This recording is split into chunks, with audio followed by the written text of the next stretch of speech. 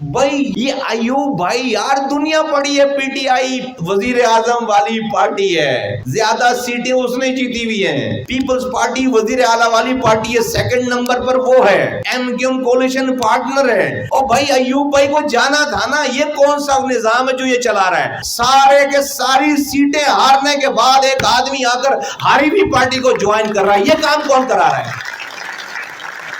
یہ کون کر رہا ہے کام؟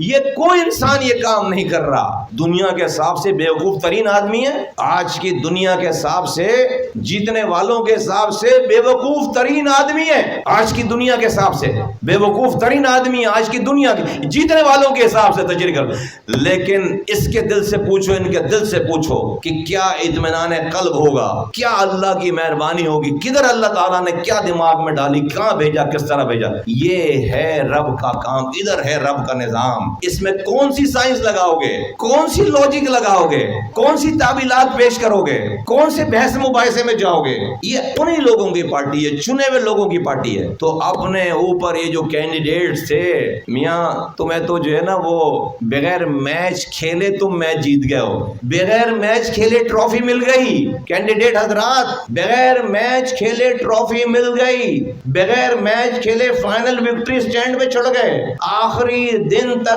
تم نے کوشش کر کے اللہ تعالیٰ کو دکھا دیا، اگر اس کے بعد تمہیں جو ہے وہ یہ کونسلرشپ ملتی، جاتے 4 غلطی ہوتی، 2 لوگوں کو ناراض کرتے، کسی کی بددعا لگتی، کسی کا مسئلہ ہوتا، اللہ تعالیٰ نے تمہیں بغیر پریکٹس کیے، بغیر میچ کھیلے تمہیں وکٹری سٹینڈ پر پہنچا دیا۔ رب تم سے نہیں پوچھے گا، قبر میں رب تم سے نہیں پوچھے گا ہاں بھائی جیت کر کیوں نہیں آیا، اس پہ سوال ہوگا؟